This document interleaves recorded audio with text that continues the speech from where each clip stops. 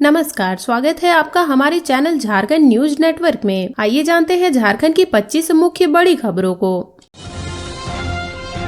झारखंड दिवस पर जेएम पर 50 सूत्री प्रस्ताव पारित, सीएम हेमंत सोरेन से किए गए ये मांग। झारखंड के दुमका जिले के गांधी मैदान में रविवार को झारखंड मुक्ति मोर्चा ने 46वां झारखंड दिवस मनाया। इस मौके पर पार्टी के कार्यकारी अध्यक्ष सह मुख्यमंत्री हेमंत सोरेन और कल्पना सोरेन शामिल हुए। झामुमो की ओर से 50 सूत्री प्रस्ताव पारित किया गया। प्रस्ताव में सीए, यूसीसी एवं एनआरसी को झारखंड में खारिज करने की मांग के अलावा संथाल परगना काश्तकारी अधिनियम एवं छोटा नागपुर काश्तकारी अधिनियम को सख्ती से लागू करने की भी मांग की गई। दुमका में बिहार राज्य पुनर्गठन विधेयक 2000 की धारा 25(3) का अवलोकन करते हुए उच्च न्यायालय खंडपीठ की स्थापना करने की बात कही गई। इन प्रस्तावों को मंच पर मौजूद सभी नेताओं ने एक स्वर में सहमति दी। झामुमो जिला अध्यक्ष शिव कुमार बास्की ने संथाल परगना समेत पूरे झारखंड की जन समस्याओं और मूलभूत मांगों को लेकर प्रस्ताव पढ़ा। मौके पर उपस्थित जन समूह ने गुड़गुड़ी पीटकर प्रस्ताव और समस्याओं को प्राथमिकता के आधार पर पूरा करने की मांग की। 50 सूत्री प्रस्ताव को स्मारक पत्र के रूप में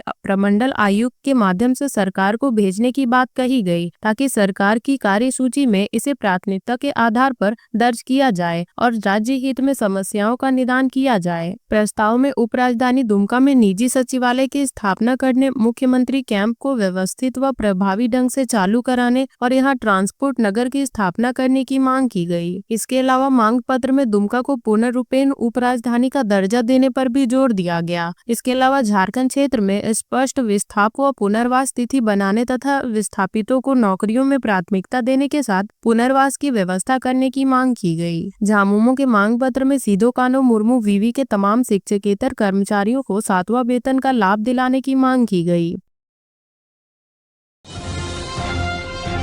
झारखंड में शिक्षकों की होगी बम्पर बहाली, किस महीने तक पूरी होगी नियुक्ति प्रक्रिया, क्या बोले शिक्षा मंत्री रामदास सोरेन। झारखंड में 26,001 सहायक आचार्य की नियुक्ति को लेकर पिछले माह सुप्रीम कोर्ट और झारखंड हाईकोर्ट ने 2 अलग-अलग मामलों में अपना निर्णय सुनाया। इसके बाद स्कूली शिक्षा एवं साक्षरता विभाग के अधिकारी इस सप्ताह झारखंड कर्मचारी चयन आयोग के अधिकारियों के साथ बैठक करेंगे। शिक्षा विभाग अगले शैक्षणिक सत्र शुरू होने से पूर्व नियुक्ति प्रक्रिया पूरी करने की तैयारी कर रहे हैं। राज्य में नया शैक्षणिक सत्र अप्रैल से शुरू होगा। सुप्रीम कोर्ट व हाई कोर्ट के निर्णय के बाद परीक्षा के रिजल्ट नए सिरे से तैयार करना होगा। सुप्रीम कोर्ट के निर्णय के बाद अब परीक्षा में शामिल केंद्र शिक्षक पात्रता परीक्षा सफल अभ्यर्थी नियुक्ति प्रक्रिया से बाहर हो जाएंगे। वहीं नियुक्ति में शामिल सहायक अध्यापक को झारखंड हाई कोर्ट के आदेश के बाद क्वालिफिकेशन मार्क्स में छूट नहीं मिलेगी। सुप्रीम कोर्ट व झारखंड हाई कोर्ट के निर्णय के बाद इससे पड़ने वाले प्रभाव को लेकर इस सप्ताह स्कूली शिक्षा एवं साक्षरता विभाग के अधिकारियों की बैठक होगी। बैठक में कोर्ट के आदेश के विभिन्न पहलुओं पर विभाग के साथ इसमें पड़ने वाले प्रभाव पर भी विचार किया जाएगा। इसके सरकार को भी अवगत कराया जाएगा। पारा शिक्षक के मामले में आगे की कानूनी पहलुओं पर भी विचार किया जाएगा। राज्य के 26,000 सहायक आचार्य से 13,000 पद शिक्षकों के लिए आरक्षित है, जबकि झारखंड शिक्षक पात्रता परीक्षा में सफल पारा शिक्षकों की संख्या लगभग 11,500 है। झारखंड के प्राथमिक व मध्य विद्यालयों में शिक्षकों की नियुक्ति के लिए इससे पूर्व वर्ष 2015 में आवेदन मांगा गया था। वर्ष 2015 के आवेदन के आधार पर ही बाद में हाईकोर्ट के आदेश से शिक्षकों की नियुक्ति हुई है। ऐसे में वर्ष 2015 के बाद रिक्त हुए शिक्षकों के पद पर कोई नियुक्ति नहीं हुई है। ऐसे में देखा जाए तो प्राथमिक व मध्य विद्यालयों में 9 वर्ष बाद शिक्षकों की नियुक्ति होगी। राज्य में सहायक आचार्य के 50,000 पद सृजित है। इसमें से प्रथम चरण में 26,000 शिक्षकों की नियुक्ति की जा रही है। इसके बाद दूसरे चरण में 24,000 शिक्षकों की नियुक्ति की जाएगी। दूसरे चरण की नियुक्ति के पूर्व झारखंड शिक्षक पात्रता परीक्षा ली जाएगी। राज्य में छात्र नियुक्ति अनुपात देश में सबसे खराब है। केंद्र सरकार द्वारा वर्ष 2023-24 के लिए जारी रिपोर्ट के अनुसार राज्य में 35 छात्र पर 1 शिक्षक हैं। शिक्षा मंत्री रामदास सोरेन ने कहा कि सहायक आचार्य नियुक्ति को लेकर न्यायालय के आदेश के बाद अब नियुक्ति प्रक्रिया जल्द पूरी हो जाएगी। नया शैक्षणिक सत्र 1 अप्रैल से शुरू होगा। ऐसे में अप्रैल तक नियुक्ति प्रक्रिया पूरी कर लेने की तैयारी की जा रही है। विभाग के अधिकारियों को इस संबंध में दिशा निर्देश दिए गए हैं। एनएससी ग्रेडिंग गड़बड़ी मामले में सीबीआई पहुंची पलामू। इस यूनिवर्सिटी के जांच के बाद वीसी के डायरी की जब्त। ग्रेडिंग के घोटाले की जांच करने के लिए सीबीआई की टीम पलामू पहुंची। टीम के सदस्य पलामू जिले के विश्रामपुर स्थित रामचंद्र चंद्रवंशी विश्वविद्यालय के कुलपति के कार्यालय में अचानक पहुंचे। कार्यालय में मौजूद कुल सचिव से पूछताछ की। इसके बाद वीसी के कार्यालय में रखे दस्तावेजों की जांच की। सीबीआई की टीम ने सुबह 9:25 से दोपहर 12:10 तक करीब 3 घंटे तक जांच पड़ताल की। इस दौरान टीम के आरसीयू के वीसी अमरेंद्रनाथ साहा के कार्यालय में रखे दस्तावेज की जांच पड़ताल की गई। नेक रेडिंग में गड़बड़ी संबंधित दस्तावेज नहीं मिलने पर सीबीआई की टीम लौट आई। आरसीयू के कुल सचिव प्रोफेसर डॉक्टर देवाशीष मंडल ने बताया कि जांच के बाद सीबीआई की टीम ने उन्हें सीजर लिस्ट दी है, जिसमें स्पष्ट रूप से उल्लेख किया गया है कि जांच में उन्हें न उनसे संबंधित कोई दस्तावेज मिले हैं और न ही कोई कैश मिला है। उन्हें केवल 2 नोटपैड मिले हैं जो अमरेंद्रनाथ साहा के हैंडराइटिंग में थी, जिसे सीबीआई की टीम अपने साथ ले गई। झारखंड के इस विभाग में बजट में आधी कटौती, फिर भी पूरा नहीं हो पाती है खर्च। झारखंड के कृषि पशुपालन एवं सहकारिता विभाग का मूल बजट वित्तीय वर्ष की शुरुआती में काफी भारी भरकम होता है, लेकिन वित्तीय वर्ष की समाप्ति तक मूल बजट की कटौती कर दी जाती है। बजट के आधे से कुछ अधिक राशि बच जाती है और वह पूरी खर्च नहीं हो पाती है। साल 2019 से 20, 23 से 24 तक झारखंड के कृषि विभाग की शुरुआती योजना का आकार 15,689 करोड़ रुपए था। इसे संशोधित कर 11,289 करोड़ किया गया। इसमें भी विभाग के 5 साल में 9,529 करोड़ रुपए ही खर्च पाया। यह संशोधित बजट का करीब 84% है। विभाग के कुल खर्च की एक बड़ी राशि अनुदान या ऋण माफी जैसी स्कीम में चली जाती है। विभाग से ही कृषि विवि और रामकृष्ण मिशन जैसी संस्थानों को अनुदान दिया जाता है। सहकारिता विभाग भी कई संस्थानों को अनुदान देता है। चालू वित्तीय वर्ष में कृषि विभाग का योजना आकार करीब 3375 करोड़ रुपए था। इसे संशोधित कर करीब 2778 करोड़ रुपए कर दिया गया। करीब 600 करोड़ की कटौती बजट में कर दी गई। इसमें सबसे अधिक कटौती कृषि निदेशालय के बजट में की गई थी। कृषि निदेशालय के बजट में करीब 312 करोड़ की कटौती की गई है। इसका मूल बजट करीब 1000 करोड़ रुपए का था। इसी तरह उत्थान विभाग के बजट में करीब 100 करोड़ की कटौती की गई है। भूमि संरक्षण विभाग से 11 करोड़ तथा डेयरी विभाग से करीब 78 करोड़ की कटौती की गई है। पशुपालन विभाग की मूल बजट में करीब 53 करोड़ तथा मत्स्य विभाग के बजट में करीब 8 करोड़ रुपए की कटौती की गई है। इसी तरह सहकारिता विभाग के मूल बजट में करीब 32 करोड़ रुपए की कटौती की गई है।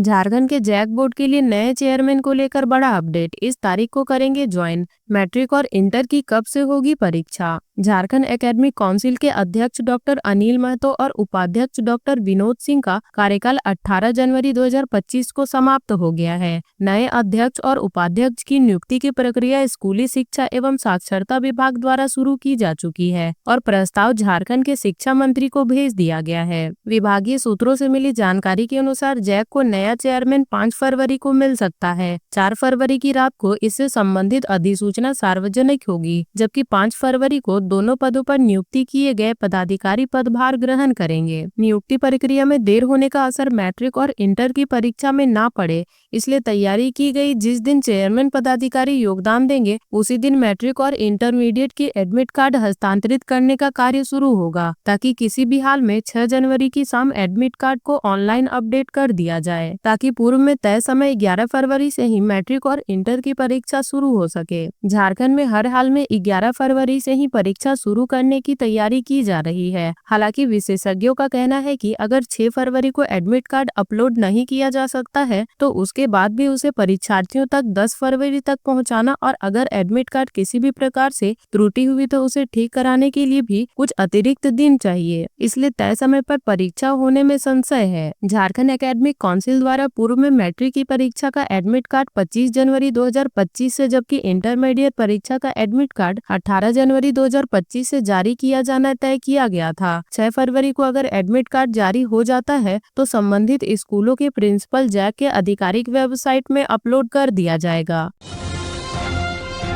जलवायु परिवर्तन के जोखिमों के मामले में झारखंड के ये 10 जिले रेड जोन में, रामगढ़ सबसे कम संवेदनशील। झारखंड के 10 जिले जलवायु परिवर्तन के जोखिमों के झेलने के मामले में रेड जोन में है। यहाँ की स्थिति बहुत खराब है। जलवायु परिवर्तन के असर से निपटने के लिए उपलब्ध जरूरी सुविधा के मामले में ये जिले फिसड्डी है। भारत सरकार के विज्ञान एवं प्रौद्योगिकी मंत्रालय के सभी राज्यों ने जलवायु परिवर्तन से होने वाले असर और उससे निपटने के लिए जरूरी संसाधन का अध्ययन कराया है। जोखिमों से लड़ने के लिए जरूरी संसाधनों की कमी के मामले में झारखंड देश में सबसे खराब स्थिति है। इस मामले में झारखंड के बाद दूसरा नंबर मिजोरम, तीसरा उड़ीसा तथा चौथा नंबर छत्तीसगढ़ का है। 5वें स्थान पर असम है। कुल 8 संवेदनशील राज्यों में बिहार, अरुणाचल प्रदेश, पश्चिम बंगाल और असम भी है। जलवायु परिवर्तन की जोखिमों के झेलने के मामले में टॉप 50 जिलों में राज्य के 2 जिले शामिल हैं। इसमें साहिबगंज और गिरिडीह है। साहिबगंज जिले को वर्षा आधारित खेती, कम उद्यान क्षेत्र, कम वन क्षेत्र के कारण 16वें स्थान पर रखा गया है। वहीं गिरिडीह को कम भूमि वाले किसान, उद्यान का कम क्षेत्र, कम वन क्षेत्र, सड़क घनत्व कम होने के कारण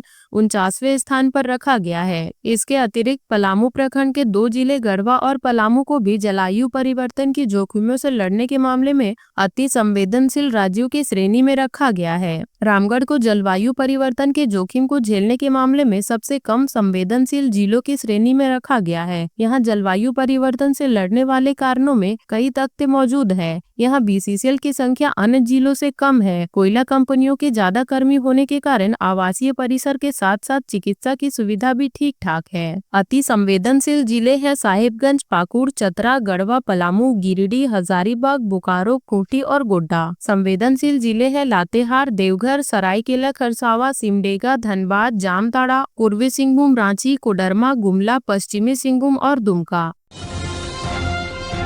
झारखंड के 13 स्टेशनों का होगा कायाकल्प। आदित्यपुर रेलवे स्टेशन के 5 प्लेटफॉर्म पर ट्रेनों का होगा ठहराव। जमशेदपुर चक्रधरपुर रेल मंडल के अधीन आने वाले 13 रेलवे स्टेशनों का कायाकल्प होगा। केंद्र सरकार की अमृत भारत स्टेशन योजना के तहत इन स्टेशनों के कायाकल्प का काम तेजी से किया जा रहा है। चक्रधरपुर रेल मंडल अंतर्गत आने वाले स्टेशनों में तेजी से काम चल रहा है। इसी के मद्देनजर आदित्यपुर रेलवे स्टेशन की खूबसूरती देखते ही बन रही है। स्टेशन के सौंदर्यीकरण के साथ ही यात्री सुविधा बढ़ाकर पर्यावरण सुरक्षा पर भी पूरा ध्यान रखा जा रहा है। स्टेशन के कायाकल्प के लिए 6 मार्च से एजेंसियों से आवेदन लिए जाएंगे। पहले फेज में आदित्यपुर रेलवे स्टेशन कार्य लगभग पूरा कर लिया गया है। स्टेशन के चारों ओर कला और संस्कृति से संबंधित भव्य चित्र बनाए गए हैं। आदित्यपुर रेलवे स्टेशन के सामने पार्क में मां दुर्गा की प्रतिमा, हाथी, हिरन, भगवान बिरसा मुंडा, सिद्धू कान्हू तथा आदिवासी संस्कृति से जुड़ी तरह तरह की नक्काशी की गई है। इसे देखने के लिए स्टेशन के आसपास हर दिन भीड़ लग रही है। लोग सेल्फी ले रहे हैं। रेलवे अधिकारियों ने बताया कि मार्च तक आदित्यपुर रेलवे स्टेशन में 1 से लेकर 5 प्लेटफॉर्म पर ट्रेनों का ठहराव शुरू हो जाएगा,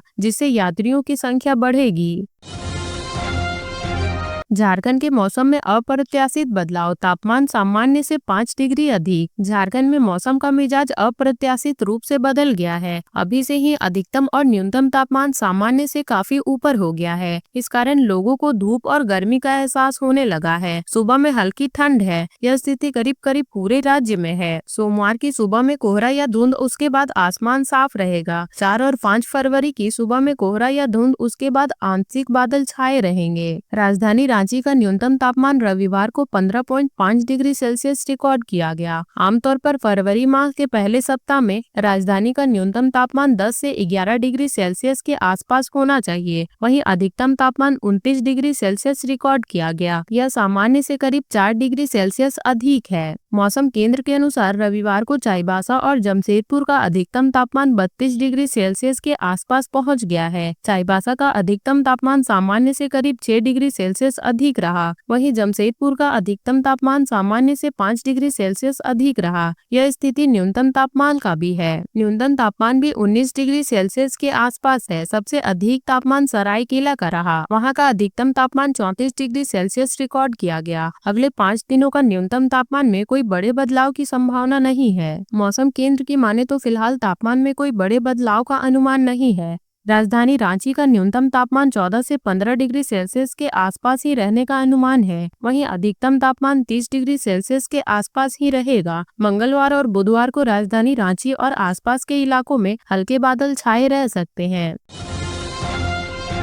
उड़ीसा में 14 करोड़ की लूट का एक आरोपी घर के कोने में छिपा रखा था रुपए कैश के साथ, ऐसे हत्थे चढ़ा बोलेरो ड्राइवर। उड़ीसा में 14 करोड़ रुपए के लूटकांड का एक आरोपी वासुदेव गोप झारखंड के गुमला जिले के भरनो से गिरफ्तार किया गया है। उसके पास से 27,50,000 रुपए बरामद किए गए हैं। उड़ीसा से भरनो पहुंची पुलिस अभियुक्त को अपने साथ उड़ीसा ले गई। भरनो थाना क्षेत्र के जतरगढ़ी गाँव से उड़ीसा की पुलिस ने भरनो पुलिस के सहयोग से वासुदेव गोप को 27.5 लाख रुपए के साथ गिरफ्तार किया है। उड़ीसा के धर्मगढ़ जिले के एक देसी शराब भट्टी में 30 जनवरी की रात अपराधी हथियार के बल पर कर्मचारियों और ग्राहकों से करोड़ों रुपए लेकर फरार हो गए। लूटकांड में एक बोलेरो नंबर JH10 AP 4817 का प्रयोग किया गया। लोकेशन के आधार पर उस बोलेरो को झारखंड के गुमला जिले के भरनो प्रखंड के जतरगट्टी गांव से बरामद किया गया। उड़ीसा पुलिस ने अन्य सभी आरोपियों को गिरफ्तार कर लिया है। उनकी निशानदेही पर बोलेरो चालक वासुदेव गोप को भी गिरफ्तार किया गया है। थानेदार कंचन प्रजापति ने बताया कि उड़ीसा की शराब भट्टी से लगभग 14 करोड़ रुपए की लूट हुई थी। लूटकांड के बाद भरनो का बोलेरो चालक वासुदेव गोप 27.5 लाख रुपए लेकर अपने गाँव जतरगढ़ी में जाकर छिपा हुआ था। उसे गिरफ्तार कर उड़ीसा पुलिस को सौंप दिया गया है। वासुदेव गोप लूट के मिले अपने हिस्से के पैसे को घर के कई कोने में छिपाकर रखा हुआ था।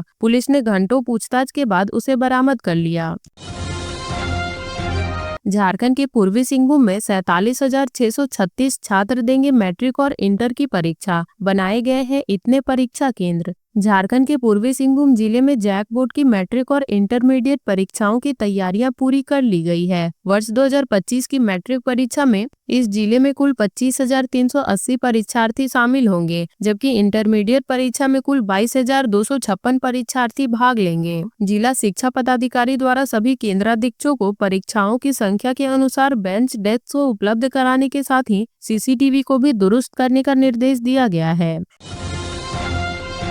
दलमा और आसपास के जंगलों में फिर से हो सकता है बाघों का साम्राज्य। दलमा वन जीव अभयारण्य और आसपास के जंगल शुरू से ही बाघों के लिए पर्यावास रहा है। 70-80 के दशक में दलमा में बाघों की अच्छी खासी संख्या थी, लेकिन धीरे धीरे विलुप्त हो गए। लेकिन बीते 2 महीने से बाघों का बार बार दलमा और आसपास के जंगलों में आना जाना संकेत दे रहा है कि यहाँ अनुकूल परिस्थितियाँ बन सकती है। दरअसल दलमा और कोल्हान के जंगल बाघों को भा रहे हैं और आने वाले समय में फिर से दलमा में बाघों का साम्राज्य हो सकता है। वन विभाग इसे सुखद घटना मान रहे हैं। जानकारी के अनुसार बाघ दलमा और आसपास के जंगलों में अपना साम्राज्य स्थापित करना चाहते हैं। यही वजह है कि पश्चिम बंगाल और उड़ीसा से होते हुए कोल्हान के जंगलों में बार बार आ जा रहे हैं। एक गणना के मुताबिक उड़ीसा और झारखंड के अलावा छत्तीसगढ़ में बाघों की संख्या में बढ़ोतरी हुई है। पश्चिम बंगाल के रास्ते कोल्हान में एंट्री के साथ इनका दायरा बढ़ा है। अब ये जमशेदपुर के आसपास तक पहुंच गए हैं। वन विभाग के अनुसार सिमलीपाल के जंगल और पलामू से भी बाघों का मूवमेंट हो सकता है। विशेषज्ञों के अनुसार दलमा का वातावरण बाघों के प्रजनन के अनुकूल है। हालांकि अब तक गन्ना में यहाँ एक भी बाघ नहीं मिला है। वन विभाग के अनुसार दलमा में कभी बाघ और शेर थे। यहाँ 10 जगहों पर इनका गुफा है। यही वजह है कि जब भी दलमा में जानवरों की गणना होती है तो इसमें बाघ का एक कॉलम होता है। मरीज की मौत के बाद अस्पताल में हंगामा। मरीज की मौत के बाद उनके परिजनों ने रविवार को नावाडीह स्थित आरसफी अस्पताल में जमकर हंगामा किया। चिकित्सकों पर इलाज में लापरवाही का आरोप लगाते हुए अस्पताल में तोड़फोड़ भी की। हंगामे की सूचना पर धनबाद थाना की पुलिस पहुंची, लेकिन आक्रोशितों को समझाने में नाकाम रही। हंगामा बढ़ता गया। बाद में वरीय अधिकारियों के निर्देश पर धनबाद के अलावा सरायढेला, बैंक मोड़, बरवा अड्डा थाना तथा पुलिस लाइन के जवानों को अस्पताल भेजा गया। काफी मशक्कत के बाद अस्पताल प्रबंधन व मृतक के परिजनों के बीच समझौते के बाद शव को पोस्टमार्टम के लिए भेज दिया गया। मिथिलेश सिंह ने जमा किए 70 लाख रुपए टैक्स, सौरभ सिंघल फरार। 3 दिन चले सर्च ऑपरेशन के बाद रविवार को जीएसटी इंटेलिजेंस की टीम जमशेदपुर लौट गई। 3 दिनों में सौरभ सिंघल व शिवम सिंह के ठिकाने से 400 करोड़ के फर्जी चालान व मिथिलेश सिंह उर्फ सोनू सिंह के ठिकाने से 200 करोड़ के फर्जी चालान मिले। जीएसटी इंटेलिजेंस ने तीनों के नाम पर समन जारी किया है। जब्त हाई डेस्क मोबाइल व पेनड्राइव की जाँच के बाद आगे की कार्रवाई होगी। छापे में मिले तथ्यों के आलोक में मिथिलेश सिंह ने टैक्स के रूप में 70 लाख रुपए जमा किए हैं। जांच के दौरान पाया गया कि सौरभ सिंघल की कंपनी ट्रिनिंग के मिथिलेश कंपनी भगवती इंटरप्राइजेस को करीब 100 करोड़ रुपए का फर्जी जीएसटी बिल दिया था। सौरभ के ठिकानों से मिले दस्तावेज पर प्रारंभिक जांच के दौरान लगभग 400 करोड़ रुपए का फर्जी जीएसटी बिल काटे जाने का पता चला है। सौरभ सिंघल, शिवम सिंह व मिथिलेश सिंह के घर व दफ्तर से लगभग 100 करोड़ के कैश ट्रांजैक्शन के साक्ष्य मिले हैं। जीएसटी इंटेलिजेंस किसी एजेंसी को जांच में शामिल करेगा। 5 करोड़ या उससे अधिक के जीएसटी की चोरी के आरोपी को गिरफ्तार करने का प्रावधान है। तो ये थी झारखंड की अब तक की बड़ी खबरें। ऐसे ही झारखंड की खबरों से अपडेट रहने के लिए हमारे चैनल झारखंड न्यूज नेटवर्क को सब्सक्राइब कर लें और बेल आइकन को प्रेस कर लें ताकि हमारी हर वीडियो का अपडेट आप तक पहुंच सके।